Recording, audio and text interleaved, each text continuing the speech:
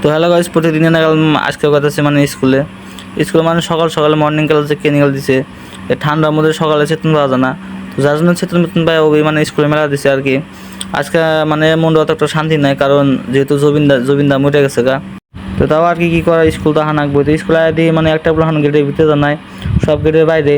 তো স্কুল গেটের বাইরে কয় স্কুল আজকে বন্ধ দিয়েছে, জবিনদা মরছে যার জন্য স্কুল বন্ধ দিয়ে দিছে। তো যাই হোক, কোন থেকে মানে ঘুরে ভাবলাম বাড়তে যায় আর কি হবো, যার জন্য এখন মানে গুরবানি মেলা দিছি। তো গুরবানি মেলা দিছি মানে এই দোস্ত, আমি আর দুই দোস্ত আছে।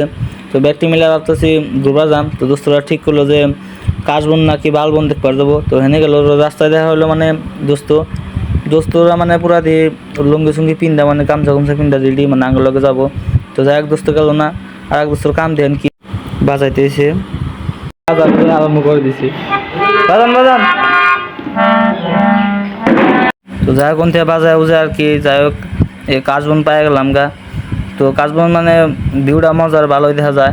তো যার জন্য এখন ভাবছি গাড়ি ট্রেনে স্ট্যাম্প দিয়ে অল্প ভিতরে ঢুকে দেখা যায় কাশবন মানে ভিতরে কীরকম পরিস্থিতি হয়।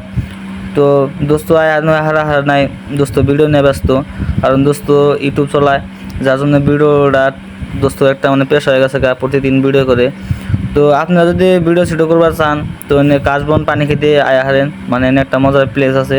তো দেখতেছি নি মানে কাশবন দিয়ে ঘুরিয়া কিরকম অবস্থা হয়ে গেছে গা একজনের, মানে গুয়ায় মুয়ায় লাগিয়ে গেছে গা।